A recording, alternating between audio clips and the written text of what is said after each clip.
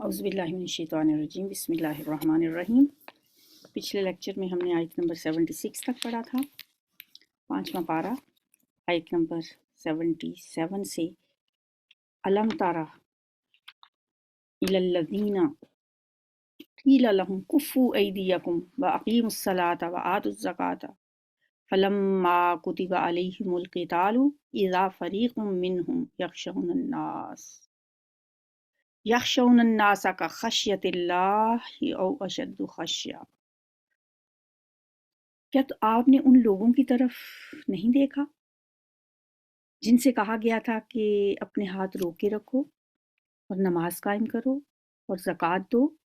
اب جو انہیں لڑائی کا حکم دیا گیا تو ان میں سے ایک فریق کا حال یہ ہے کہ لوگوں سے ایسے ڈر رہے ہیں جیسے اللہ سے ڈرنا چاہیے، یا کچھ اس سے بھی بڑھ کر کہتے ہیں اللہ یہ ہم پر لڑائی کا حکم کیوں لکھ دیا، کیوں ہم پہ فرض کر دیا جہاد، کیوں نہ ہمیں ابھی کچھ اور مہلت دے دی جاتی۔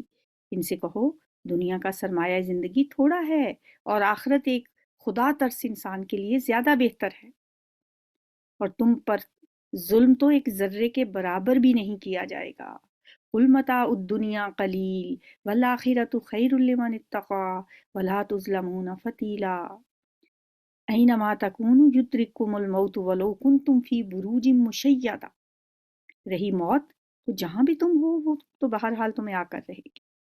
ایسا نہیں ہے کہ جو جہاد کے لیے جاتے ہیں یا جو اللہ کے رستے میں لڑتے ہیں وہ پہلے مر جاتے ہیں، موت تو آنی ہی آنی ہے۔ وَلَوْ كُنْتُمْ فِي بُرُوجٍ مُشَيَّدَةٍ، خواہ تم کیسی ہی مضبوط عمارتوں میں یا برجوں میں بھی جا کے چھپ جاؤ، موت تو آ کے رہے گی۔ اگر انہیں کوئی فائدہ پہنچتا ہے تو کہتے ہیں یہ اللہ کی طرف سے ہے، اور اگر کوئی نقصان پہنچتا ہے تو کہتے ہیں کہ اے نبی صلی اللہ علیہ وسلم یہ آپ کی بدولت ہے، کہ یہ سب کچھ اللہ ہی کی طرف سے ہے۔ آخر ان لوگوں کو کیا ہو گیا ہے کہ کوئی بات ان کی سمجھ میں آتی ہی نہیں۔ اے انسان تجھے جو بھلائی بھی حاصل ہوتی ہے اللہ کی عنایت سے ہوتی ہے، اور جو مصیبت تجھ پہ آتی ہے وہ تیرے اپنے کسب اور تمہارے اپنے عمل کی بدولت آتی ہے۔ اے محمد صلی اللہ علیہ وآلہ وسلم، ہم نے آپ کو لوگوں کے لیے رسول بنا کر بھیجا ہے، اور اس پر اللہ کی گواہی کافی ہے۔ جس نے رسول کی اطاعت کی اس نے دراصل اللہ کی اطاعت کی۔ وَأَرْسَلْنَاكَ لِلنَّاسِ رَسُولًا وَكَفَىٰ بِاللَّهِ شَهِيدًا مَن یُطِعِ الرَّسُولَ فَقَدْ أَطَاعَ اللَّهَ وَمَن تَوَلَّىٰ، اور جو کوئی منہ موڑ لے، جو کوئی پھر جائے، جو کوئی بات نہ مانے، پھر فَمَا أَرْسَلْنَاكَ عَلَيْهِمْ حَفِيظًا، تو بہرحال ہم نے آپ کو ان لوگوں پر نگران بنا کر تو نہیں بھیجا۔ وہ منہ پر کہتے ہیں کہ ہم فرما بردار ہیں، مگر جب آپ کے پاس سے نکلتے ہیں تو ان میں سے ایک گروہ راتوں کو جمع ہو کر آپ کی باتوں کے خلاف مشورے کرتا ہے۔ اللہ ان کی یہ ساری سرگوشیاں لکھ رہا ہے، آپ ان کی پرواہ نہ کریں اور اللہ پر بھروسہ رکھیں، وہی بھروسے کے لیے کافی ہے۔ افلا یتدبرون القرآن وَلَوْ كَانَ مِنْ عِنْدِ غَيْرِ اللَّهِ لَوَجَدُوا فِيهِ اخْتِلَافًا كَثِيرًا، کیا یہ لوگ قرآن پر غور نہیں کرتے؟ اگر یہ اللہ کے سوا کسی اور کی طرف سے ہوتا تو اس میں بہت کچھ اختلافات پاتے، بہت اختلاف بیانی پائی جاتی۔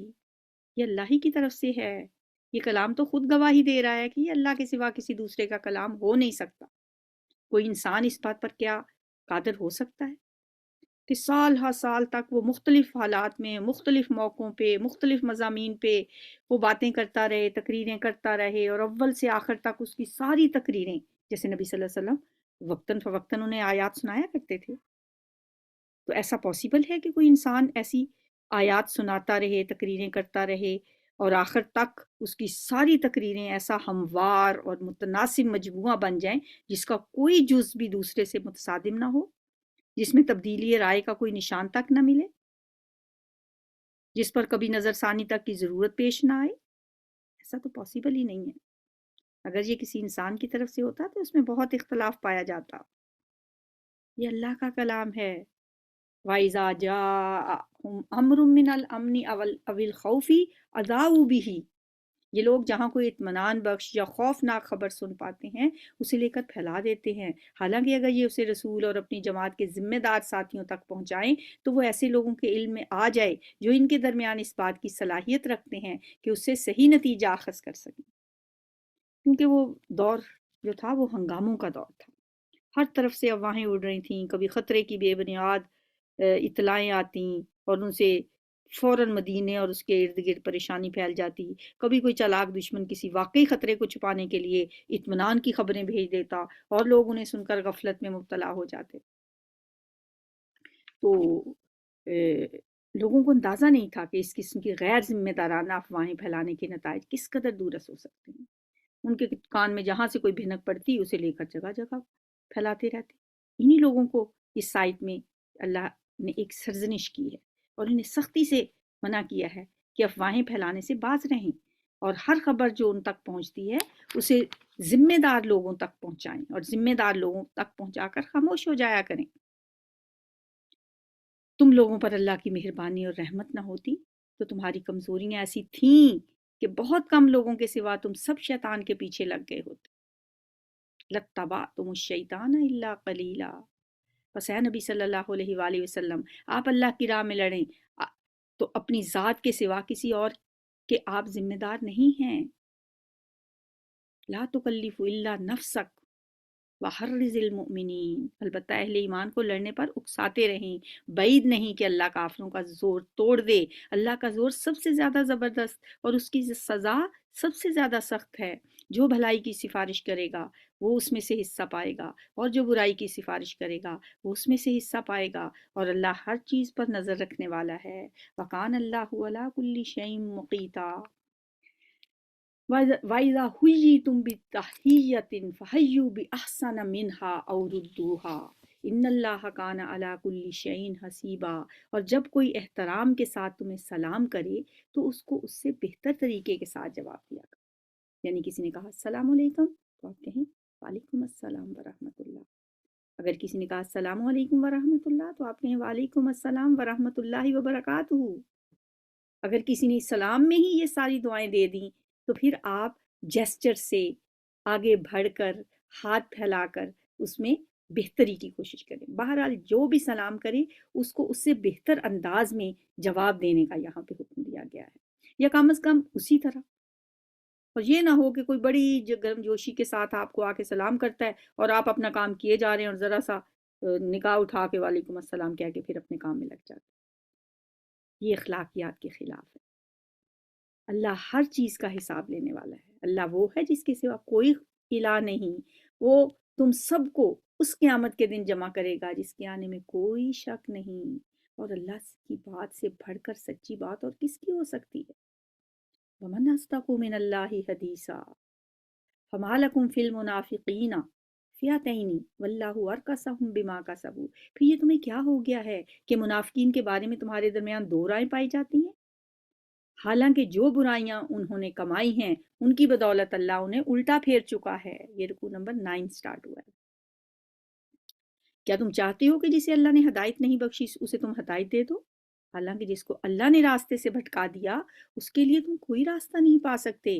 وہ تو یہ چاہتے ہیں کہ جس طرح وہ خود کافر ہیں اسی طرح تمہیں بھی کافر بنا دیں تاکہ تم اور وہ سب یکساں ہو جائیں۔ لہٰذا ان میں سے کسی کو اپنا دوست نہ بناؤ جب تک کہ وہ اللہ کی راہ میں ہجرت کر کے نہ آ جائیں، اور اگر وہ ہجرت سے باز رہیں تو جہاں پاؤ انہیں پکڑو اور قتل کر دو، کیونکہ ہجرت جو تھی نا اس وقت فرض کے درجے میں تھی۔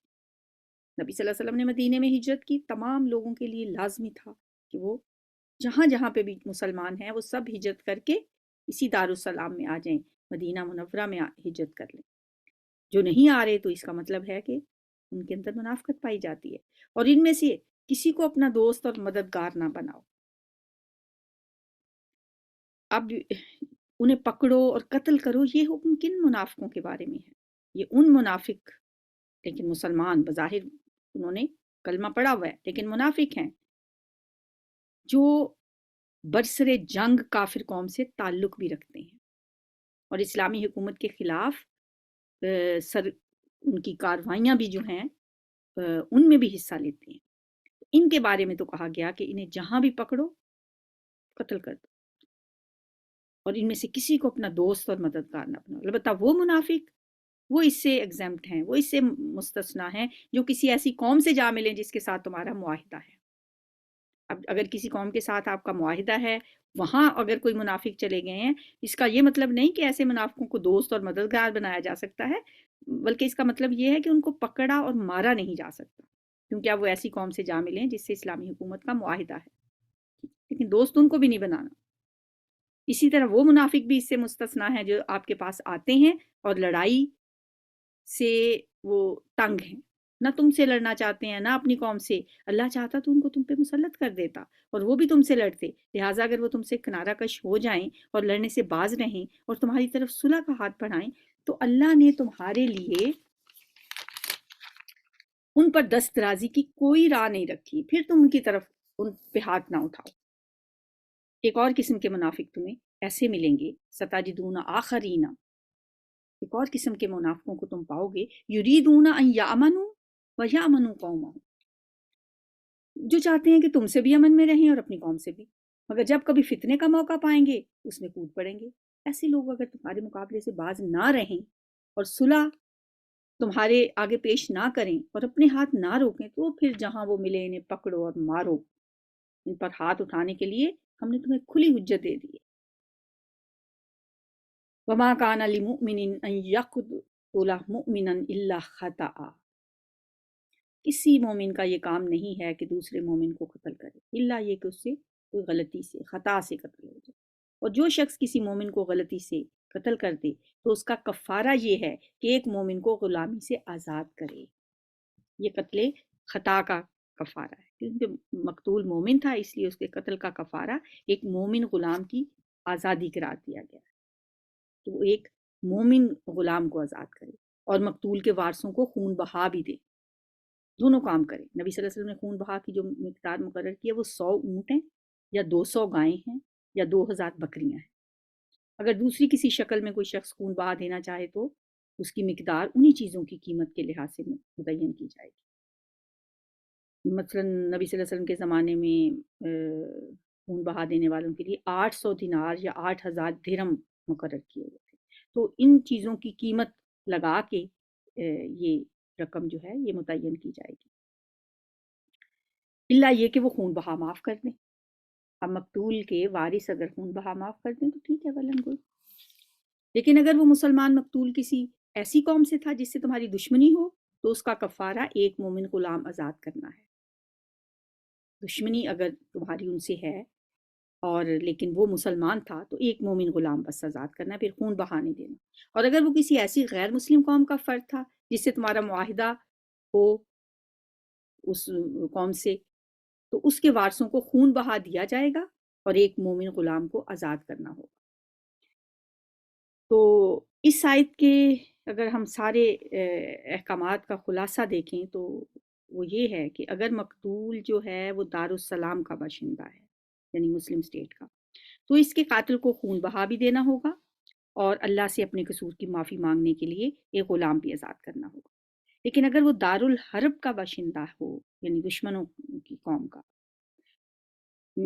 مطلب وہاں کا رہنے والا ہے، تو قاتل کو صرف غلام آزاد کرنا ہوگا، اس کا خون بہا نہیں۔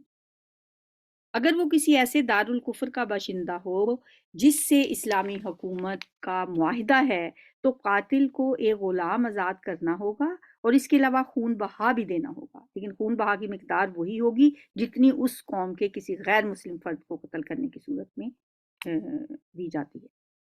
تو ان آیات سے یہ جو ہیں احکامات نکلتے ہیں اس آیت سے۔ پھر جو غلام نہ پائے، جیسے آج کل تو غلامی کا کوئی دور ہے ہی نہیں، تو اس لیے اللہ نے اس کا بھی حل بتا دیا کہ وہ پھر کیا کرے، وہ پے در پے 2 مہینے کے روزے رکھے، یعنی وہ روزے مسلسل ہوں گے، یہ نہیں ہوگا کہ 60 روزے رکھ کے یا 50 روزے رکھ کے کوئی ایک روزہ چھوڑ دے تو پھر نئے سرے سے رکھنے پڑیں گے، یعنی مسلسل 60 ڈیز وہ روزے رکھے گا تو وہ غلام کو آزاد کرنے والی جو بات ہے اس سے اپنے آپ کو بچائے گا۔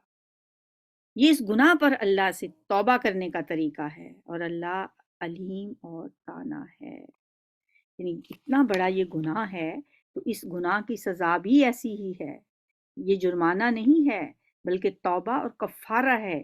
جرمانے میں ندامت نہیں ہوتی، شرمندگی نہیں ہوتی، اور اصلاح نفس کی کوئی صورت نہیں ہوتی، بلکہ عموماً وہ ناگواری کے ساتھ ہی مجبوراً جرمانہ دیا جاتا ہے۔ اس کے برعکس اللہ چاہتا ہے کہ جس بندے سے خطا ہوئی وہ عبادت اور کار خیر اور ادائے حقوق کے ذریعے سے اس کا اثر اپنی روح پر سے دھوئے اور ندامت کے ساتھ اللہ کی طرف رجوع کرے، تاکہ نہ صرف یہ گناہ معاف ہو بلکہ آئندہ کے لیے اس کا نفس ایسی غلطیوں کے اعادے سے بھی محفوظ رہے۔ اس لیے اللہ تعالیٰ نے یہ طریقہ بتایا ہے۔ رہا وہ شخص جو کسی مومن کو جان بوجھ کر قتل کر دے، یہ تو تھی قتل خطا کی سزا۔ اب اگر کوئی شخص دانستہ یہ غلطی کرتا ہے پھر اس کی سزا جہنم ہے۔ وَمَن يَقْتُلْ مُؤْمِنًا مُتَعَمِّدًا فَجَزَاؤُهُ جَهَنَّمُ خَالِدًا فِيهَا وَغَضِبَ اللَّهُ عَلَيْهِ وَلَعَنَهُ وَأَعَدَّ لَهُ عَذَابًا عَظِيمًا۔ صرف یہی نہیں، جہنم اس کی سزا ہے جس میں وہ ہمیشہ رہے گا، اس پر اللہ کا غضب ہے، اللہ کی لعنت ہے، اور اللہ نے اس کے لیے سخت ترین عذاب مہیا کر رکھا ہے۔ استغفر اللہ، انسانی جان اتنی سستی نہیں ہے۔ یا ایھا الذین آمنوا اذا ضربتم فی سبیل اللہ فتبینوا، اے لوگو جو ایمان لائے ہو، جب تم اللہ کی راہ میں جہاد کے لیے نکلو تو دوست دشمن میں تمیز کرو، اور جو تمہاری طرف سلام سے پہل کرے اسے فوراً یہ نہ کہہ دیا کرو کہ تم مومن نہیں ہے، کیونکہ اس زمانے میں ایسا تو نہیں تھا کہ لوگوں کو کسی لباس سے یا کسی چیز سے پتہ چل جاتا کہ یہ مسلمان ہے کہ نہیں۔ ابتدائی اسلام میں صرف السلام علیکم کا لفظ مسلمانوں کے لیے علامت کی حیثیت رکھتا تھا، اور ایک مسلمان دوسرے مسلمان کو دیکھ کر یہ لفظ اس معنی میں استعمال کرتا تھا کہ میں تمہارے ہی گروہ کا آدمی ہوں، میں تمہارا دوست ہوں، دشمن نہیں ہوں، خیر خواہ ہوں۔ خصوصیت کے ساتھ اس زمانے میں اس کی اہمیت اس وجہ سے بھی زیادہ تھی کہ اس وقت عرب کے جو نو مسلم تھے اور جو کافر تھے ان کے درمیان زبان بھی ایک ہی تھی، لباس بھی ایک ہی ہوتا تھا، اور کسی دوسری چیز میں کوئی نمایاں امتیاز نہیں تھا، جس کی وجہ سے مسلمان ایک سرسری نظر میں دوسرے مسلمان کو پہچان نہیں سکتے تھے۔ لیکن لڑائیوں کے موقع پر ایک پیچیدگی یہ پیش آتی تھی کہ مسلمان جب کسی دشمن گروہ پر حملہ کرتے اور وہاں کوئی مسلمان ہوتا تو وہ حملہ آور مسلمانوں کو یہ بتانے کے لیے کہ وہ بھی انہی کا دینی بھائی ہے، وہ السلام علیکم کہتا یا لا الہ الا اللہ کہتا تھا۔ مگر مسلمانوں کو بعض اوقات ان پہ یہ شبہ ہو جاتا تھا کہ یہ ہے تو کافر، صرف جان بچانے کے لیے ایسے کر رہا ہے، اس لیے بعض اوقات وہ اسے قتل کر بیٹھتے تھے۔ تو اس سائٹ میں یہ بتایا گیا ہے کہ جو شخص اپنے آپ کو مسلمان کی حیثیت سے پیش کر رہا ہے تم اس پہ شک نہ کرو، تم یہ نہ کہو کہ یہ جھوٹ بول رہا ہے اور جان بچانے کے لیے ایسا کر رہا ہے۔ اگر یہ امکان ہے کہ ایک کافر جھوٹ بول کر جان بچا رہا ہے تو پھر بھی قتل کر دینے سے یہ بہتر ہے کہ وہ اپنی جان بچا لے۔ فرمایا تم یہ نہ کہا کرو کہ یہ جھوٹ بول رہا ہے، کیونکہ اللہ جو کچھ تم کر رہے ہو اس سے واقف۔ ان اللہ کان بما تعملون بصیرا۔ مسلمانوں میں سے وہ لوگ جو کسی معذوری کے بغیر گھر بیٹھے رہتے ہیں اور وہ جو اللہ کی راہ میں جان و مال سے جہاد کرتے ہیں، دونوں برابر نہیں ہو سکتے۔ لا یستوی القاعدون من المؤمنین غیر اولی الضرر والمجاہدون فی سبیل اللہ باموالہم وانفسہم، یہ دونوں برابر نہیں ہو سکتے۔ ایک وہ لوگ جو کسی معذوری کے بغیر، معذوری کوئی نہیں ہے، ویسے ہی جہاد پہ نہیں جاتے، گھر بیٹھے رہتے ہیں، اور وہ جو اللہ کی راہ میں جان و مال سے جہاد کرتے ہیں، یہ دونوں کیسے برابر ہو سکتے ہیں؟ اللہ نے بیٹھنے والوں کی بنسبت جان و مال سے جہاد کرنے والوں کا درجہ بڑا رکھا ہے۔ ان کو فضل اللہ المجاہدین باموالہم وانفسہم علی القاعدین درجہ، اگرچہ ہر ایک کے لیے اللہ نے بھلائی کا وعدہ فرمایا ہے، مگر اس کے ہاں مجاہدوں کی خدمت کا معاوضہ بیٹھنے والوں سے بہت زیادہ ہے۔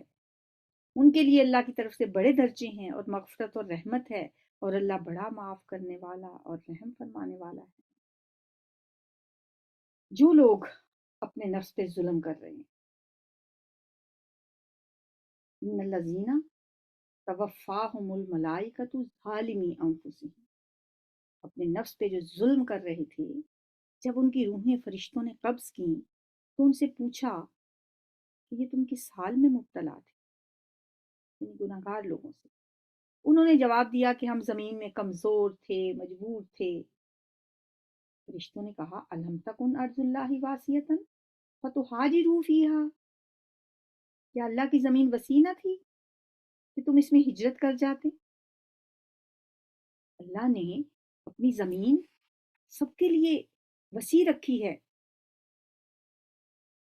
یہ ان لوگوں کی بات ہے جو اسلام قبول کرنے کے بعد بھی کسی مجبوری سے یا معذوری سے کسی کافر قوم ہی کے درمیان مقیم تھے اور نیم مسلمانہ زندگی گزار رہے تھے، اور نہ ہجرت کی، دارالسلام بھی موجود تھا، وہاں نہ گئے تاکہ اپنا ایمان بچا سکتے۔ بس اسی حال میں اگر وہ زندگی وہاں پہ گزار رہے ہیں اور کہہ رہے ہیں کہ ہم تو مجبور ہیں، تو ان کے بارے میں کہا جا رہا ہے کہ وہ اپنے ایمان کو بچانے کے لیے ہجرت کر جاتے۔ اللہ کی زمین تو بہت وسیع تھی، انہوں نے ایسا کیوں نہیں کیا؟ تو فرشتے اس وقت ان سے کہیں گے الم تکن ارض اللہ واسعۃ فتہاجروا فیہا، تم ہجرت کر جاتے۔ فاولئک مأواہم جہنم وساءت مصیرا، کہ وہ لوگ ہیں پھر کہ جن کا ٹھکانہ جہنم ہے۔ انہوں نے ہجرت نہیں کی، اپنے ایمان کی پرواہ بھی نہیں کی، اور وہ بڑا ہی برا ٹھکانہ ہے، وساءت مصیرا۔ إلا المستضعفين من الرجال والنساء والولدان لا يستطيعون حيلة ولا يهتدون سبيلا۔ ہاں، وہ مرد، عورتیں اور بچے واقعی بے بس ہیں اور نکلنے کا کوئی راستہ اور ذریعہ نہیں پاتے، جن کے پاس کوئی ایسا سامان ہے ہی نہیں، پھر ان کے لیے بعید نہیں کہ اللہ انہیں معاف کر دے۔ یعنی جن کے پاس کوئی وسائل ہی نہیں ہے، جن کے پاس کوئی ایسی جگہ ہی نہیں ہے کہ وہ ادھر ہجرت کر جائیں، یا ہجرت کرنے کی ان کو اجازت نہیں ہے، مجبور ہیں، بے بس ہیں، لاچار ہیں، یا بچے ہیں، عورتیں ہیں، معذور ہیں، بیمار ہیں، اور یہ کر نہیں پاتے، اللہ بڑا معاف کرنے والا اور درگزر فرمانے والا ہے۔ ان کے لیے پھر اللہ تعالیٰ نے معافی کا اعلان کیا ہے۔ اولئک عسى الله ان يعفو عنهم وكان الله عفوا غفورا۔ ومن يهاجر في سبيل الله يجد في الارض مراغما كثيرا وسعة ومن يخرج من بيته مهاجرا الى الله ورسوله ثم يدركه الموت فقد وقع اجره على الله وكان الله غفورا رحيما۔ اور جو کوئی اللہ کی راہ میں ہجرت کرے گا، وہ زمین میں پناہ لینے کے لیے بہت جگہ اور بسر اوقات کے لیے بڑی گنجائش پائے گا۔ اور جو اپنے گھر سے اللہ اور رسول کی طرف ہجرت کے لیے نکلے، پھر راستے میں ہی اسے موت آ جائے، اس کا اجر اللہ کے ذمہ واجب ہوگا۔ یہ نہیں کہ وہ دارالہجرت تک، دارالسلام تک لازمی پہنچے، بس جو نیت کر کے نکلا بس اس کا اجر اللہ کے ذمہ واجب ہو گیا۔ اللہ بہت بخشش فرمانے والا اور رحیم ہے۔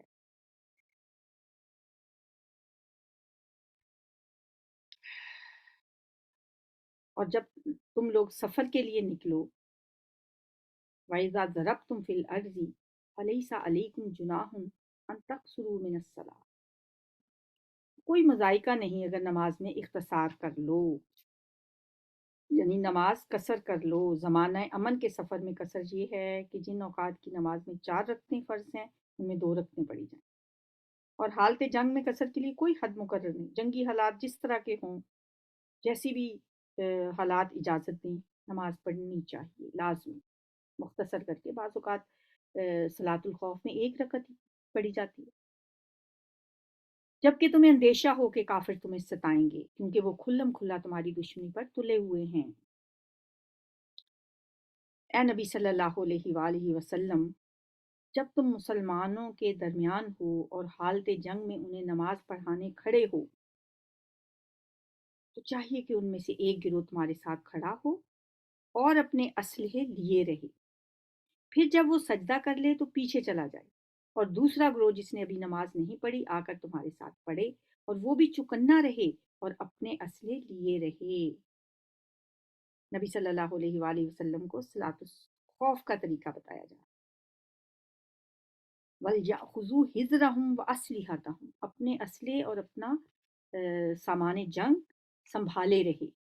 کیونکہ کفار اس طاق میں ہیں کہ تم اپنے ہتھیاروں اور اپنے سامان کی طرف سے ذرا غافل ہو تو وہ تم پر اچانک ٹوٹ پڑے۔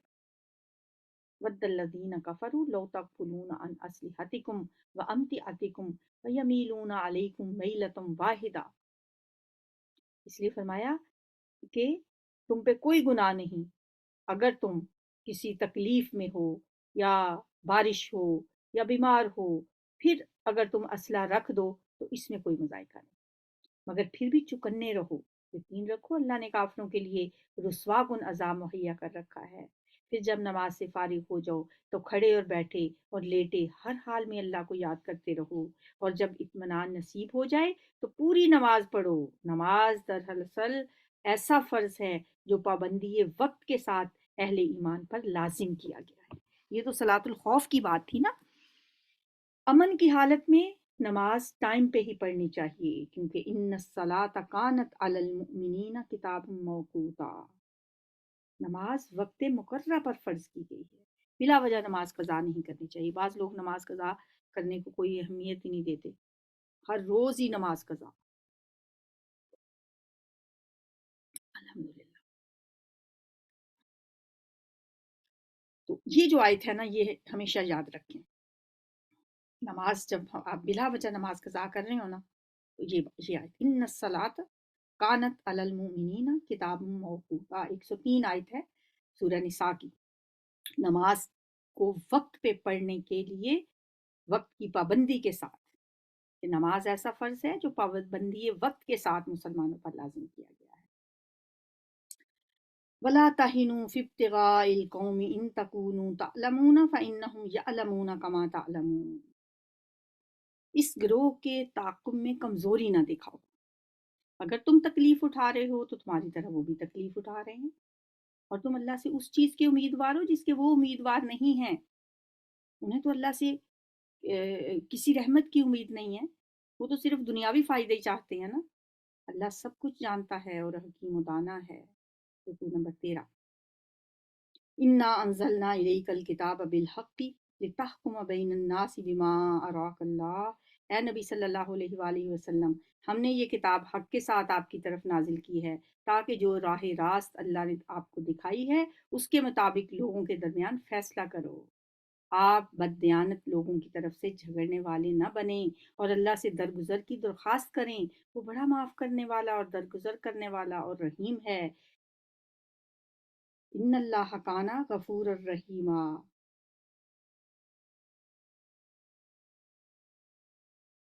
ولا تجادل عن الذین یختانون انفسهم،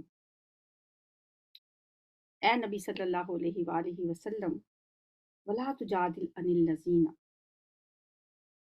ان لوگوں کی حمایت نہ کریں یا ان لوگوں کی طرف سے آپ جھگڑا نہ کریں۔ اللہ کو ایسا شخص پسند نہیں ہے جو خیانت کار اور گناہ گار ہو، اس لیے ایسے خیانت کار اور گناہ گار لوگوں کی طرف سے کی آپ حمایت نہ کریں۔ ولا تجادل عن الذین یختانون انفسهم ان اللہ لا یحب من کان خوانا اثیما، یہ لوگ انسانوں سے اپنی حرکات چھپا رہے ہیں، چھپا سکتے ہیں، یستخفون من الناس ولا یستخفون من اللہ، لیکن اللہ سے نہیں چھپا سکتے۔ وہ تو اس وقت بھی ان کے ساتھ ہوتا ہے جب یہ راتوں کو چھپ کر اس کی مرضی کے خلاف مشورے کرتے ہیں، ان کے سارے اعمال پر اللہ محیط ہے۔ وَكَانَ اللَّهُ بِمَا يَعْمَلُونَ مُحِيطًا، ہاں تم ان لوگوں نے ان مجرموں کی طرف سے دنیا کی زندگی میں تو جھگڑا کر لیا۔ ہاں انتم ہاؤلائی جادلتم عنہم فی الحیات الدنیا، ہاں تم وہ لوگ ہو کہ تم لوگوں نے ان مجرموں کی طرف سے دنیا کی زندگی میں تو جھگڑا کر لیا۔ بے شک یہ آیات جو ہیں یہ کسی خاص واقعے کی طرف اشارہ کر رہی ہیں، لیکن قرآن کا ہر حکم جو ہے اس کا ایک عام مفہوم بھی ہوتا ہے، یعنی ہر دور میں ہی بعض اوقات ایسا ہوتا ہے نا کہ ہم لوگوں کی حمایت میں، مجرموں کی حمایت میں لوگوں کو سپورٹ کر رہے ہوتے ہیں، تو اللہ تعالیٰ فرما رہے ہیں کہ دنیا میں تو تم مجرموں کی طرف سے ان کی حمایت کر لو گے، مگر قیامت کے دن ان کے لیے اللہ سے کون جھگڑا کرے؟ آخر وہاں کون ان کا وکیل ہوگا؟ اگر کوئی شخص برا فعل کر گزرے یا اپنے نفس پر ظلم کرے اور اس کے بعد اللہ سے معافی کی درخواست کرے تو اللہ کو درگزر کرنے والا اور رحیم پائے گا، مگر جو برائی کمائے تو اس کی یہ کمائی اسی کے لیے وبال ہوگی۔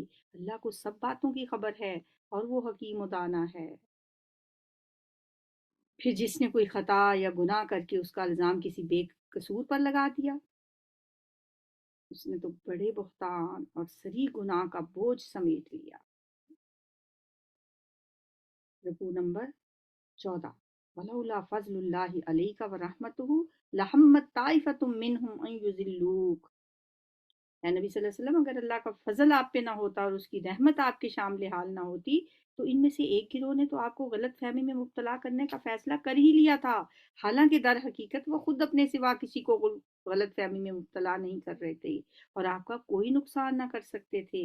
اللہ نے تم پر کتاب اور حکمت نازل کی ہے اور آپ کو وہ کچھ بتایا ہے جو آپ کو پہلے معلوم نہیں تھا، اور اس کا فضل آپ پر بہت ہے۔ وَكَانَ فَضْلُ اللَّهِ عَلَيْكَ عَظِيمًا لا خیر فی کثیر من نجواہم الا من امر بصدقۃ او معروف او اصلاح بین الناس۔ لوگوں کی خفیہ سرگوشیوں میں اکثر و بیشتر کوئی بھلائی نہیں، چھپ چھپ کے جو لوگ باتیں کرتے ہیں کوئی اکثر و بیشتر ان میں بھلائی نہیں پائی جاتی۔ ہاں اگر کوئی پوشیدہ طور پر صدقہ و خیرات کی تلقین کرے یا کسی نیک کام کے لیے یا لوگوں کے معاملات میں اصلاح کرنے کے لیے کسی سے کچھ کہے تو یہ البتہ بھلی بات، یہ بات آپ سرگوشی کے انداز میں کر سکتے ہیں کہ وہ فلاں بندہ بہت مجبور ہے، اس کی مدد کرنے کے لیے کچھ ہیلپ کر دیں، تو اس طرح کی بات آپ سرگوشی میں کر سکتے ہیں تاکہ کسی کی دل آزاری نہ ہو۔ اور جو کوئی اللہ کی رضا جوئی کے لیے ایسا کرے گا اسے ہم بڑا اجر عطا کریں گے، مگر جو شخص رسول صلی اللہ علیہ وآلہ وسلم کی مخالفت پر کمر بستہ ہو اور اہل ایمان کی روش کے سوا کسی اور روش پر چلے حالانکہ اس پر راہ راست واضح ہو چکی ہو تو اس کو ہم اسی طرف چلائیں گے جدھر وہ خود پھر گیا اور اسے جہنم میں جھونکیں گے جو بدترین ٹھکانہ ہے۔ نولیہ ما تولی ونصلہ جہنم وساءت مصیرا۔ جدھر کو پھرنا چاہتا ہے ہم اسے ادھر ہی پھیر دیتے ہیں، اور یہ حقیقت ہے۔ آپ دیکھیں کہ جو لوگ برائی کی طرف چلتے ہیں یا برے کام کرتے ہیں، پتہ ہے کہ اللہ کی نافرمانی کا کام ہے، تو بعض اوقات اس کے لیے وہ دروازے کھلتے ہی چلے جاتے ہیں، برائی کے دروازے ان کے لیے، اور وہ بڑے خوش ہو کے کہہ رہے ہوتے ہیں ماشاء اللہ، اللہ نے بڑا کرم کیا، یہ ہماری فلم کامیاب ہو گئی، یہ ہمارا گانے بجانے کا پروگرام بڑا ہٹ گیا، ماشاء اللہ، بڑے خوش ہو رہے ہوتے ہیں، اور پھر یہ بھی سوچ رہے ہوتے ہیں کہ اگر یہ اتنی ہی بری بات ہو تو اللہ ہمیں اس میں کامیابیاں کیوں دے؟ فرمایا نولی ہی ماں تولا، جدھر کوئی پھرتا ہے ہم اسے ادھر ہی پھیر دیتے ہیں، وہی رستے اس کے لیے آسان کر دیتے ہیں، کیونکہ ایک دن تو ہماری پاس آنا ہے، نسلی ہی جہنم، ایک دن ہم اسے جہنم میں داخل کریں گے، وساعت مسیرا، جو بہت برا ٹھکانا ہے۔ رکوع نمبر 14۔ ان اللہ لا یغفر ان یشرک بہ ویغفر ما دون ذلک لمن یشاء ومن یشرک باللہ فقد ضل ضلالا بعیدا۔ اللہ کے ہاں بس شرک ہی کی بخشش نہیں، اس کے سوا اور سب کچھ معاف ہو سکتا ہے جسے وہ معاف کرنا چاہے۔ شرک معاف نہیں ہوگا جب تک کہ بندہ دنیا میں یہ ریئلائز نہ کر لے کہ مجھ سے یہ بہت بڑا گناہ ہو گیا، اور پھر اللہ کے آگے گر پڑے اور رو رو کے معافیاں مانگے کہ یا اللہ آئندہ میں یہ گناہ نہیں کروں۔ جس نے اللہ کے ساتھ کسی کو شریک ٹھہرایا وہ تو گمراہی میں بہت دور نکل گیا، وہ اللہ کو چھوڑ کر دیویوں کو معبود بناتے ہیں، وہ اس باغی شیطان کو معبود بناتے ہیں جس کو اللہ نے لعنت زدہ کہا ہے۔ شیطان کو معبود بنانے کا یہ مطلب نہیں کہ اس کے آگے وہ سجدے کرتے ہیں، الوہیت کا درجہ دیتے ہیں۔ اسے معبود بنانے کی صورت یہ ہے کہ انسان اپنے نفس کی باغیں شیطان کے ہاتھ میں دے دیتا ہے، جدھر وہ اسے لے جاتا ہے ادھر ہی چلتا رہتا ہے، گویا کہ وہ شیطان کا بندہ بن جاتا ہے اور اندھی تقلید کرتا ہے اس کی، اور اس کو بھی عبادت ہی کہا گیا ہے۔ وہ شیطان کو معبود بناتے ہیں جس کو اللہ نے لعنت زدہ کہا ہے، وہ اس شیطان کی اطاعت کر رہے ہیں جس نے اللہ سے کہا تھا میں تیرے بندوں سے ایک مقررہ حصہ لے کر رہوں گا، یہ شیطان ہی نے کہا تھا نا، لَأَتَّخِذَنَّ مِنْ عِبَادِكَ نَصِيبًا مَفْرُوضًا، ایک مقرر حصہ میں لے کے رہوں گا، یعنی کہاں سے حصہ؟ لوگوں کے وقت میں سے، ان کی محنتوں اور کوششوں میں سے، ان کی صلاحیتوں، قابلیتوں اور قوتوں میں سے، ان کے مال اور ان کی اولاد میں سے اب میں اپنا حصہ نکالوں گا، ان کو فریب دے کر ایسا پرچاؤں گا کہ وہ ان ساری چیزوں کا ایک حصہ میری راہ میں صرف کریں گے۔ شیطان کو خوش کرنے کے لیے انسان دولت بھی لگاتا ہے، شیطان کو خوش کرنے کے لیے اپنی اولاد بھی لگا دیتا ہے۔ یہ تو اس نے تو ڈنکے کی چوٹ پہ کہا تھا، میں انہیں بہکاؤں گا، میں انہیں آرزوؤں میں الجھاؤں گا، میں انہیں حکم دوں گا اور وہ میرے حکم سے جانوروں کے کان پھاڑیں گے۔ جانوروں کے کان پھاڑے جاتے تھے اس وقت اس زمانے میں بھی۔ جو اونٹنی 10 بچے جن لیتی تھی، اس کو وہ اس کے کان چیر کے اسے بتوں کے نام پہ آزاد چھوڑ دیتے تھے۔ یہ عرب کے توہمات میں سے ایک ان کی ایک رسم کی طرف اشارہ کیا جا رہا ہے۔ 5 بچے یا 10 بچے جو اونٹ جن لیتی، یا جو جس اونٹ کے نطفے سے 10 بچے ہو جاتے اسے بھی دیوتاؤں کے نام پہ چھوڑ دیا جاتا تھا۔ تو یہ کام وہ کس کے کہنے پہ کرتے تھے؟ شیطان ہی اس طرف لگاتا تھا انہیں۔ یہاں تو اللہ نے بتا دیا کہ یہ شیطان کہتا ہے کہ میں انہیں حکم دوں گا اور وہ میرے حکم سے جانوروں کے کان پھاڑیں گے، اور میں انہیں حکم دوں گا وہ میرے حکم سے خدائی ساخت میں تبدیلیاں کریں گے۔ اس پہ تو آج کل بہت عمل ہو رہا ہے۔ کوئی اپنی ناک چھوٹی کرا رہا ہے، کوئی اپنے ہونٹ پتلے کرا رہا ہے، کوئی اپنی بھویں باریک کر رہا ہے۔ یہ انسانی صورتوں میں تبدیلیاں ہی تو ہیں، اور قرآن کے اس حکم کو جانتے بوجھتے ہم اسے اگنور کر دیتے۔ شیطان نے کہا تھا میں انہیں حکم دوں گا کہ وہ انسانی تخلیق میں تبدیلیاں کریں گے، فَلَا يُغَيِّرُنَّ خَلْقَ اللَّهِ۔ اس شیطان کو یہ معبود بنا رہے ہیں، جس نے اللہ کی بجائے اپنا ولی و سرپرست جس شخص نے بنا لیا، اس شیطان کو اللہ کو چھوڑ کر اپنا ولی بنا لیا۔ وَمَن يَتَّخِذِ الشَّيْطَانَ وَلِيًّا مِن دُونِ اللَّهِ فَقَدْ خَسِرَ خُسْرَانًا مُبِينًا۔ وہ بڑے صریح خسارے میں پڑ گیا۔ يَعِدُهُمْ وَيُمَنِّيهِمْ وَمَا يَعِدُهُمُ الشَّيْطَانُ إِلَّا غُرُورًا۔ وہ انہیں وعدے دلاتا ہے، انہیں امیدیں دلاتا ہے، مگر شیطان کے سارے وعدے فریب کے سوا کچھ بھی نہیں۔ ان لوگوں کا ٹھکانہ جہنم ہے، جس سے چھٹکارے کی کوئی صورت یہ نہ پائیں گے، رہے وہ لوگ والذین آمنوا وعملوا الصالحات۔ اللہ کا یہ طریقہ ہے قرآن میں، ہمیشہ ایک جہنم کی بات کے فوراً بعد جنت کی بات کی جاتی ہے، امید لوگوں کو، تاکہ ڈر کے ساتھ ساتھ فوراً ایک امید والی بات کی جاتی ہے۔ فرمایا رہے وہ لوگ جو ایمان لائے اور نیک عمل کیے تو انہیں ہم ایسے باغوں میں داخل کریں گے جن کے نیچے سے نہریں بہتی ہوں گی، اور وہ وہاں ہمیشہ ہمیشہ رہیں گے۔ یہ اللہ کا سچا وعدہ ہے، اور اللہ سے بڑھ کر کون اپنی بات میں سچا ہوگا؟ وَمَنْ أَصْدَقُ مِنَ اللَّهِ قِيلًا لَيْسَ بِأَمَانِيِّكُمْ وَلَا أَمَانِيِّ أَهْلِ الْكِتَابِ۔ انجام کار نہ تمہاری آرزوؤں پر منحصر ہے اور نہ اہل کتاب کی آرزوؤں پر۔ جو بھی برائی کرے گا اس کا پھل پائے گا، اور اللہ کے مقابلے میں اپنے لیے کوئی حامی و مددگار نہ پا سکے گا۔ اور جو نیک عمل کرے گا، خواہ وہ مرد ہو یا عورت، بشرطے کہ ہو وہ مومن، تو ایسے ہی لوگ جنت میں داخل ہوں گے، اور ان کی ذرہ برابر حق تلفی نہ ہونے پائے گی۔ اس شخص سے بہتر اور کس کا طریقے زندگی ہو سکتا ہے جس نے اللہ کے آگے سر تسلیم خم کر دیا ہو۔ وَمَنْ أَحْسَنُ دِينًا مِمَّنْ أَسْلَمَ وَجْهَهُ لِلَّهِ۔ جس نے اپنا چہرہ اللہ کو سونپ دیا، اللہ کو کے سپرد کر دیا اور سر تسلیم خم کر لیا۔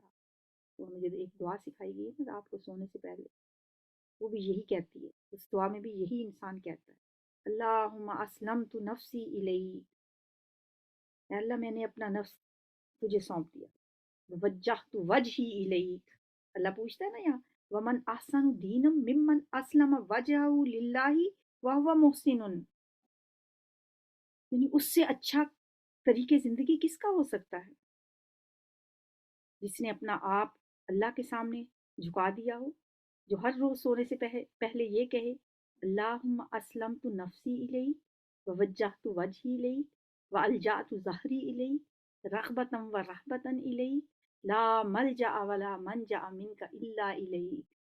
یہ دعا ضرور یاد کریں، رات کو سونے کی دعاؤں میں یہ ہے دعا کیا ہے کہ اللہ تعالیٰ کے ساتھ انسان کا بس ایک مناجات کا انداز ہے، اور بہت خوبصورت یہ آیت پڑھ کے مجھے وہ یہ یاد آ گیا کہ رات کو یہ لازمی نبی صلی اللہ علیہ وآلہ وسلم کی بتائی ہوئی یہ الفاظ ضرور ادا کیا کریں، اور اللہ تعالیٰ کے ساتھ اپنا ایک تعلق مضبوط بنایا کریں، کیونکہ اس سے اچھا کوئی شخص ہو ہی نہیں سکتا جس نے اللہ کے آگے سر تسلیم خم کر دیا، اپنا رویہ نیک رکھا، اور یکسو ہو کر ابراہیم کے طریقے کی پیروی کی، اس ابراہیم کے طریقے کی جسے اللہ نے اپنا دوست بنا لیا تھا۔ واتخذ اللہ ابراہیم خلیلا، جسے اللہ نے اپنا خلیل بنایا، اپنا دوست بنایا تھا۔ وَلِلَّهِ مَا فِي السَّمَاوَاتِ وَمَا فِي الْأَرْضِ وَكَانَ اللَّهُ بِكُلِّ شَيْءٍ مُحِيطًا، آسمانوں اور زمین میں جو کچھ ہے اللہ کا ہے، اور اللہ ہر چیز پر محیط ہے۔ رکوع نمبر 16۔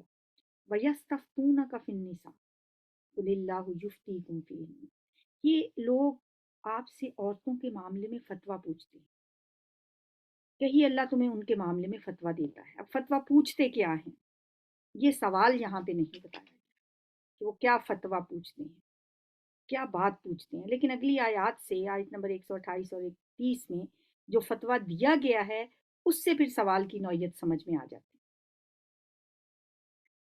کہ وہ سوال کیا تھا، پھر آگے آیت نمبر 128 اور 30 میں اس کا جواب بھی ہے۔ تو یہاں فرمایا گیا کہ یہ آپ سے فتویٰ پوچھتے ہیں عورتوں کے بارے میں، تو آپ ان سے کہہ دو اللہ ان کے معاملے میں فتویٰ دیتا ہے، اور ساتھ ہی وہ احکام بھی یاد دلاتا ہے جو پہلے سے تمہیں اس کتاب میں سنائے جا رہے ہیں، یعنی وہ احکام جو ان یتیم لڑکیوں کے متعلق ہیں جن کے حق تم ادا نہیں کرتے، اور جن کے نکاح کرنے سے تم باز رہتے ہو، یا لالچ کی بنا پر تم خود ان سے نکاح کر لینا چاہتے ہو، اور وہ احکام جو ان بچوں کے متعلق ہیں جو بیچارے کوئی زور نہیں رکھتے۔ اللہ تمہیں ہدایت کرتا ہے کہ یتیموں کے ساتھ انصاف پر قائم رہو، اور جو بھلائی تم کرو گے وہ اللہ کے علم سے چھپی نہیں رہے گی۔ وما تفعلوا من خیر فإن اللہ کان بہ علیما۔ اب یہاں سے وہ سوال بھی سمجھ آتا ہے کہ جو انہوں نے کیا تھا،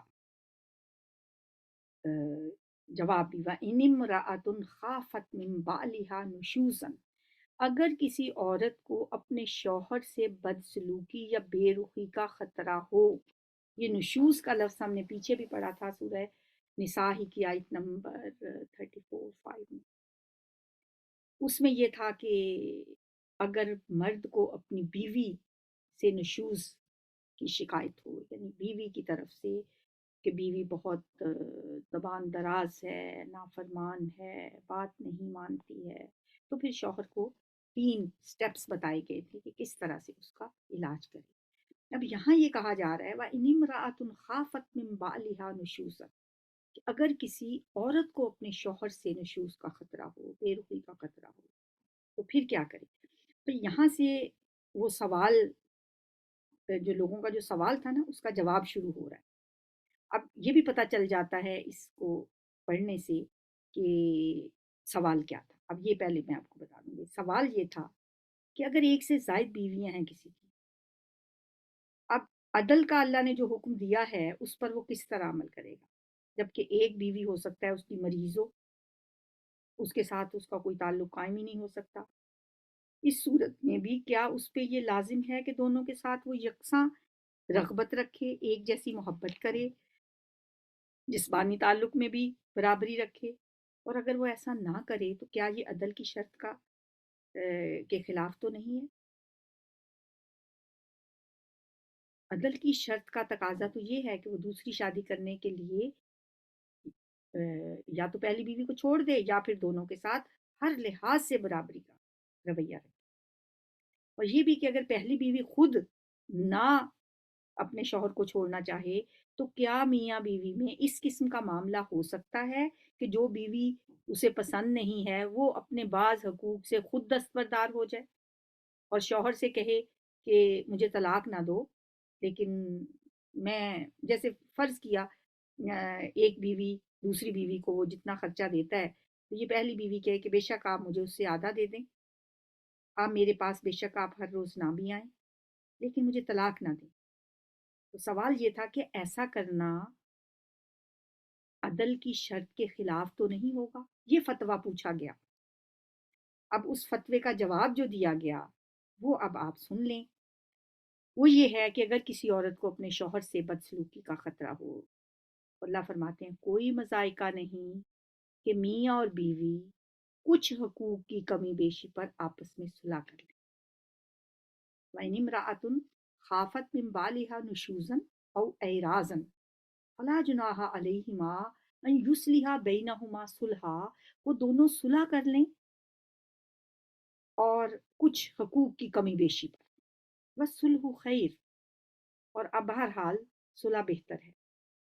وَأُحْضِرَتِ الْأَنفُسُ الشُّحَّ، بہرحال نفس تنگ دلی کی طرف مائل ہو ہی جاتے ہیں. یعنی شوہ جو ہے وہ نفسوں کے اندر رکھی گئی ہے. مطلب اگر لالچ کہہ لیں اس کو، دلی تنگی کہہ لیں، کہ نفسوں میں یہ چیز رکھی گئی ہے، شوہ رکھا گیا ہے. لیکن اگر تم لوگ احسان سے پیش آؤ، اب مردوں کو کہا جا رہا ہے کہ عورت تو اپنے کچھ حقوق چھوڑ کے وہ آپ سے کہتی ہے کہ مجھے طلاق نہ دو، مجھے اپنے پاس ہی رکھو، میں کچھ اپنے حقوق سے دستبردار ہو جاتی ہوں. اس میں کوئی مذائقہ نہیں ہے، اس میں کوئی گناہ نہیں ہے. لیکن اگر مردوں سے کہا جا رہا ہے کہ اگر تم لوگ احسان سے پیش آؤ، خدا ترسی سے کام لو، تو یقین رکھو اللہ تمہارے اس طرز عمل سے بے خبر نہیں ہوگا. وَإِن تُحْسِنُوا وَتَتَّقُوا فَإِنَّ اللَّهَ كَانَ بِمَا تَعْمَلُونَ خَبِيرًا. اللہ تمہاری اس نیکی کو بھی نہیں بھولے. اللہ ہر چیز کو جانتا ہے. لیکن اگر تم اس طرح بھی کر لو، چلے ایک عورت جو ہے وہ مرد کی حفاظت میں رہے گی، اسے طلاق نہ دو، کچھ کمی بیشی حقوق کی کر کے صلح کر لو، تو اس کی بھی اللہ نے یہاں پہ اجازت دی ہے. یہ ہے وہ فتویٰ جو پوچھا گیا تھا اور اس فتوے کا یہ جواب دیا گیا. آگے فرمایا گیا ہے وَلَن تَسْتَطِيعُوا أَن تَعْدِلُوا بَيْنَ النِّسَاءِ. بیویوں کے درمیان پورا پورا عدل کرنا تو تمہارے بس میں ہی نہیں ہے. تم چاہو بھی تو اس پر قادر نہیں ہو سکتے. 100% عدل نہیں ہو سکتا.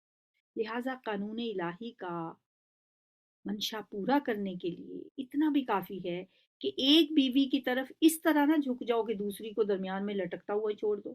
اب نئی شادی کی ہے، نئی شادی کے شوق میں پرانی کو پوچھو ہی نہ، کئی دن اس کی طرف توجہ ہی نہ کر. اس طرح نہ کر. ہاں، یہ تو اللہ تعالیٰ نے کہا کہ یہ پاسبل ہی نہیں ہے کہ تم 100% اس میں عدل کر سکو. اچھا، اس آیت سے نا کچھ لوگ یہ بھی مطلب لیتے ہیں کہ چونکہ ایک سے زائد بیویوں کی صورت میں عدل ہو، اللہ تعالیٰ فرماتے ہیں کہ ہو ہی نہیں سکتا، تو اس سے یہ پتہ چلتا ہے کہ ایک سے زیادہ شادیاں کرنی ہی نہیں چاہیے. وہ اس کو ناممکن سمجھ کر وہ اس اجازت کو ہی منسوخ کر دیتے ہیں کہ ایک سے زیادہ شادیاں کرنی نہیں چاہیے. لیکن ایسا نتیجہ نکالنے کے لیے اس آیت میں کوئی گنجائش نہیں ہے. کیونکہ اگر تو اتنا ہی کہا جاتا کہ تم عورتوں کے درمیان عدل کر ہی نہیں سکتے، پھر تو شاید یہ بات ہو سکتی تھی. مگر اس کے بعد جو فوراً یہ فرمایا کہ لہٰذا ایک بیوی کی طرف تم بالکل نہ جھک پڑو، تو اس فکرے نے تو پھر بات ختم کر دی نا. اس کا مطلب ہے ایک سے زیادہ ہی بیویاں ہیں، تو جو اللہ تعالیٰ کہہ رہے ہیں کہ ایک بیوی کی طرف پورے کے پورے نہ جھک جاؤ، تو اس کا مطلب ہے ایک سے زیادہ بیویوں کی اجازت تو ہے، عدل کے ساتھ مشروط ہے. لیکن عدل کا بھی اللہ نے یہ فرما دیا کہ لیکن دلوں پہ تو انسان کا اختیار ہو بھی نہیں سکتا. اور 100% عدل تو وہی ہوگا کہ اگر آپ کے دل میں بھی محبت ایک جیسی ہو سب کے لیے. وہ نہیں ہو سکتی. لیکن ظاہری باتوں میں پورا انصاف کرنا چاہیے. اگر تم اپنا طرز عمل درست رکھو اور اللہ سے ڈرتے رہو تو اللہ درگزر کرنے والا اور رحم فرمانے والا. وَإِن تُصْلِحُوا وَتَتَّقُوا فَإِنَّ اللَّهَ كَانَ غَفُورًا رَحِيمًا. وَإِن يَتَفَرَّقَا يُغْنِ اللَّهُ كُلًّا مِّن سَعَتِهِ. اور پھر آخری بات یہ کی کہ اگر میاں بیوی ایک دوسرے سے الگ ہو ہی جائیں، یہ ساری صورتیں فیل ہو گئیں، ناکام ہو گیا سب کچھ. وہ جو 34 میں پڑا تھا کہ مرد بھی اپنی عورت کو سمجھا بھی چکا، بستر بھی الگ کر لیے، مارنے والی نوبت بھی آ گئی، پھر بھی سمجھ نہیں آئی. یا عورتوں کو بھی یہ یہاں پہ جو ہے آیت نمبر 127 میں ہے کہ عورتوں کا بھی کچھ حقوق کی کمی بیشی پہ بھی صلح کرنے کی سے حالات بہتر نہیں ہوئے، اور مجبوراً جدا ہونا ہی پڑا، طلاق کی نوبت آئی گئی، یا تفرقہ، دونوں الگ ہو ہی جائیں تو پھر بھی یہ نہ سمجھیں کہ دنیا اندھیر ہو گئی ہے۔ ما یغنی اللہ کل من سعتہ، اللہ اپنی وسیع قدرت سے ہر ایک کو دوسرے کی محتاجی سے بے نیاز کر دے گا۔ اللہ بڑی وسعت والا ہے، مطلب اللہ تعالیٰ نے کہیں بھی بند دروازے نہیں کیے، دروازے کھلے رکھے ہیں ہر انسان کے لیے، اور یہ بھی ایک ڈور ہی ہے جو اوپن ہے، انتہائی مجبوری کی حالت میں ناپسندیدہ عمل ہے، لیکن یہ دروازہ کھلا ہے۔ اور پھر اللہ نے دیکھیں یہ نہیں، بڑی محبت سے اللہ تعالیٰ فرما رہے ہیں یغنی اللہ کل من سعتہ، اللہ ہر ایک کو دوسرے کی محتاجی سے بے نیاز کر دے۔ مرد بھی یہ نہ سمجھے کہ بس اس بیوی کے چلے جانے سے اب دنیا اندھیر ہو گئی ہے، اللہ اسے بے نیاز کر دے گا اس سے۔ اور عورت بھی یہ نہ سمجھے کہ اب ایک مرد کے بعد شاید دنیا میں میرے لیے کچھ بھی نہیں ہے، اللہ اس سے بے نیاز کر دے گا اسے۔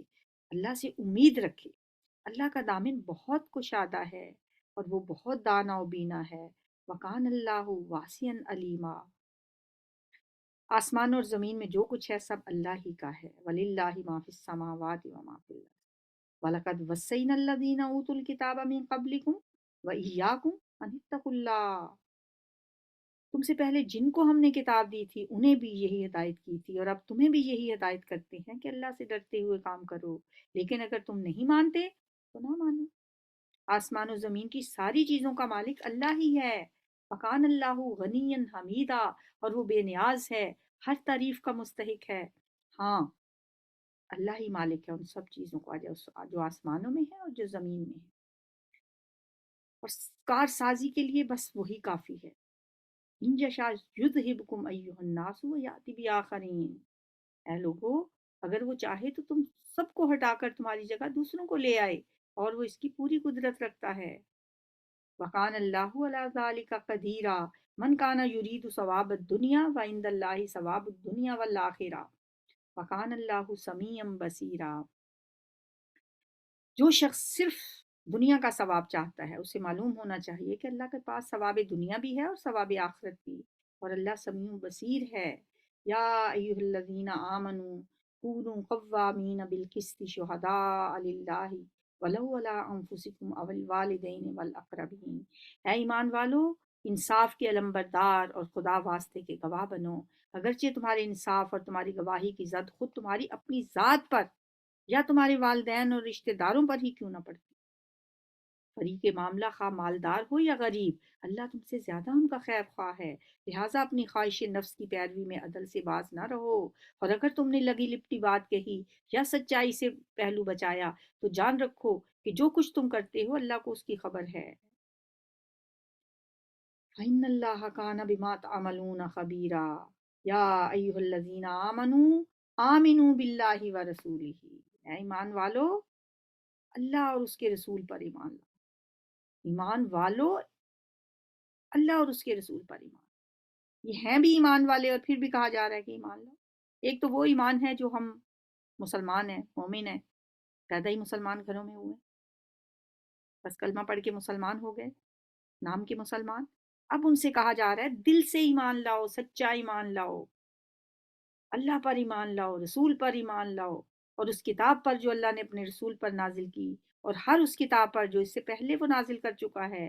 جس نے اللہ اور اس کے ملائکہ اور اس کی کتابوں اور اس کے رسولوں اور روز آخرت سے کفر کیا، وہ گمراہی میں بھٹک کر بہت دور نکل گیا۔ رہے وہ لوگ جو ایمان لائے، پھر کفر کیا، پھر ایمان لائے، پھر کفر کیا، پھر اپنے کفر میں بڑھتے ہی چلے گئے، تو اللہ ہرگز ان کو معاف نہ کرے گا اور نہ کبھی ان کو راہ راست دکھائے گا۔ اور جو منافق اہل ایمان کو چھوڑ کر کافروں کو اپنا دوست بناتے ہیں، اپنا رفیق بناتے ہیں، الذین یتخذون الکافرین اولیاء من دون المؤمنین، انہیں یہ خوشخبری سنا دو کہ ان کے لیے دردناک عذاب تیار ہے۔ کیا یہ لوگ عزت کی طلب میں ان کے پاس جاتے ہیں؟ عزت ملے گی؟ کافروں کی دوستی میں دنیا میں بڑا نام ہمارا اونچا ہوگا، حالانکہ عزت تو ساری کی ساری اللہ ہی کے لیے ہے، عزتیں دینے والا اللہ ہے۔ وَتُعِزُّ مَن تَشَاءُ وَتُذِلُّ مَن تَشَاءُ وَإِنَّ الْعِزَّةَ لِلَّهِ جَمِيعًا۔ اللہ اس کتاب میں تمہیں پہلے ہی حکم دے چکا ہے کہ جہاں تم سنو کہ اللہ کے یاد کے خلاف کفر بکا جا رہا ہے اور ان کا مذاق اڑایا جا رہا ہے، وہاں نہ بیٹھو، اٹھ جاؤ وہاں سے۔ فقط نزل علیکم فی الکتاب، اللہ نے کتاب میں یہ لکھ دیا ہے، یہ نازل کر دیا ہے، یہ بات تمہیں بتا دی ہے کہ ان اذا سمعتم آیات اللہ یکفر بہا ویستہزأ بہا، کفر بکا جا رہا ہے، مذاق اڑایا جا رہا ہے، فلا تقعدوا معہم حتی یخوضوا فی حدیث غیری، جب تک کہ لوگ کسی دوسری بات میں نہ لگ جائیں، موضوع کو بدل نہ دیں۔ اب اگر تم ایسا کرتے ہو تو تم بھی انہی کی طرح ہو، اگر تم ان کے ساتھ بیٹھے رہتے ہو، بے شک اسے باتوں کو اچھا نہیں سمجھ رہے لیکن بیٹھ کے سن رہے ہو، کہ تم بھی انہی کی طرح ہو۔ یقین جانو اللہ منافقوں اور کافروں کو جہنم میں ایک جگہ جمع کرنے والا ہے۔ یہ منافق تمہارے معاملے میں انتظار کر رہے ہیں کہ اونٹ کس کروٹ بیٹھتا ہے۔ اگر اللہ کی طرف سے فتح تمہاری ہوئی تو آ کر کہیں گے کہ کیا ہم تمہارے ساتھ نہ تھے؟ اگر کافروں کا پلہ بھاری رہا تو ان سے کہیں گے کہ کیا ہم تمہارے خلاف لڑنے پر قادر نہ تھے اور پھر بھی ہم نے تمہیں مسلمانوں سے بچایا؟ بس اللہ ہی تمہارے اور ان کے معاملے کا فیصلہ قیامت کے روز کرے گا، اور اس فیصلے میں اللہ نے کافروں کے لیے مسلمانوں پر غالب آنے کی ہرگز کوئی سبیل نہیں رکھی ہے۔ ہاں جی، آخری رکوع 18، ان المنافقین یخادعون اللہ وہو خادعهم، یہ منافق اللہ کے ساتھ دھوکہ بازی کر رہے ہیں، حالانکہ در حقیقت اللہ ہی نے انہیں دھوکے میں ڈال رکھا ہے۔ جب نماز کے لیے اٹھتے ہیں تو سستی سے، کسمساتے ہوئے، اکتاتے ہوئے، محض لوگوں کو دکھانے کی خاطر اٹھتے ہیں اور اللہ کو کم ہی یاد کرتے ہیں، کفر و ایمان کے درمیان ڈاواں ڈول، نہ پورے اس طرف نہ پورے اس طرف، جسے اللہ نے بھٹکا دیا ہو اس کے لیے تم کوئی راستہ نہیں پا سکتے۔ اے لوگو جو ایمان لائے ہو، یا ایہا الذین آمنوا لا تتخذوا الکافرین اولیاء من دون المؤمنین، مومنوں کو چھوڑ کر کافروں کو اپنا دوست نہ بناؤ۔ کیا تم چاہتی ہو کہ اللہ کو اپنے خلاف صریح حجت دے دو؟ یقین جانو کہ منافق جہنم کے سب سے نچلے طبقے میں ہوں گے۔ ان المنافقین فی الدرک الاسفل من النار، سارے کافر، سارے مشرک جہنم میں ہوں گے، لیکن سب سے نیچے فی الدرک الاسفل من النار کون ہوں گے؟ منافق، اور تم کسی کو ان کا مددگار نہ پاؤ، البتہ جو ان میں سے توبہ کر لے، اپنے طرز عمل کی اصلاح کر لیں، اللہ کا دامن تھام لیں اور اپنے دین کو اللہ کے لیے خالص کر لیں۔ الذین تابوا واصلحوا واعتصموا باللہ واخلصوا دینہم، یہ کوالٹیز جب اپنے اندر پیدا کر لیں، فاولئک مع المؤمنین، پھر ایسے لوگ مومنوں کے ساتھ ہیں۔ وسوف یؤتی اللہ المؤمنین اجرا عظیما، اور اللہ مومنوں کو ضرور اجر عظیم عطا فرمائے گا۔ اب یہ جو آخری آیت ہے نا، اس سے اللہ کی محبت میں بہت اضافہ، ایسے جیسے ٹھنڈک سی اتر جاتی۔ اللہ کہتا ہے میں کیا کروں گا تمہیں عذاب دے کے؟ کیوں یہ سمجھتے ہو کہ بس اللہ نے جہنم نہیں جھونکنا ہے تمام انسانوں کو؟ میں نہیں، تم سدھر جاؤ تو میں کیوں عذاب دوں گا تمہیں؟ کبھی کوئی ماں اپنے بچے کو آگ میں ڈال سکتی ہے؟ کبھی کوئی باپ بلا وجہ اپنے بچے کو سزا دیتا ہے؟ فرمایا یہ ما یفعل اللہ بعذابکم، کیا کرے گا اللہ تمہیں عذاب دے کے؟ اللہ کو کیا پڑی ہے کہ تمہیں خام خواہ سزا دے؟ ان شکرتم و آمن، بس دو ہی تقاضے ہیں، دو ہی اللہ تعالیٰ تم سے باتیں چاہتا ہے، شکر گزار بندے بن جاؤ، آمن تم ایمان کی روش پہ چلتے رہو، وکان اللہ شاکرا علیما، اللہ تو بڑا ہی قدردان ہے اور سب کے حال سے واقف ہے۔ اب شکر کا جو لفظ ہوتا ہے یہ اگر بندے کی طرف سے تو اس کا مطلب ہوتا ہے احسان مندی کے معنوں میں آتا ہے، اور جب اللہ کی طرف سے ہو تو قدردانی کے معنی میں آتا ہے کہ اللہ بڑا قدردان ہے۔ ما یفعل اللہ بعذابکم ان شکرتم و آمنتم وکان اللہ شاکرا علیما۔ قدردان بھی ہے اور واقف بھی ہے، جاننے والا بھی ہے۔ الحمدللہ 5 پارے ہمارے مکمل ہوئے۔ یا رب لک الحمد کما ینبغی لجلال وجہک وعظیم سلطانک۔ اللہم صلی وسلم علی نبینا محمد۔ ربنا هب لنا من ازواجنا وذریاتنا قرۃ اعین واجعلنا للمتقین اماما۔ یا حی یا قیوم برحمتک نستغیث، یا حی یا قیوم برحمتک نستغیث، یا حی یا قیوم برحمتک نستغیث۔ ربی انی مسنی الضر وانت ارحم الراحمین۔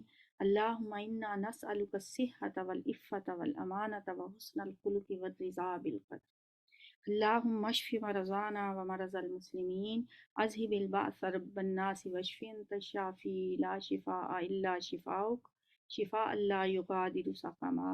اللہم اغفر لحینا ومیتنا وصغیرنا وکبیرنا وذکرنا وانثانا وشاہدنا وغائبنا۔ اللہم من احییتہ منا فاحیہ علی الاسلام ومن توفیتہ منا فتوفہ علی الایمان۔ ربنا تقبل منا انک انت السمیع العلیم وتب علینا انک انت التواب الرحیم۔ وصلی اللہ تعالی علی خیر خلقہ محمد وآلہ واصحابہ وازواجہ وذریتہ اجمعین برحمتک یا ارحم الراحمین۔ الہی آمین۔ سبحانک اللہم وبحمدک نشہد ان لا الہ الا انت نستغفرک ونتوب الیک۔ السلام علیکم ورحمۃ اللہ۔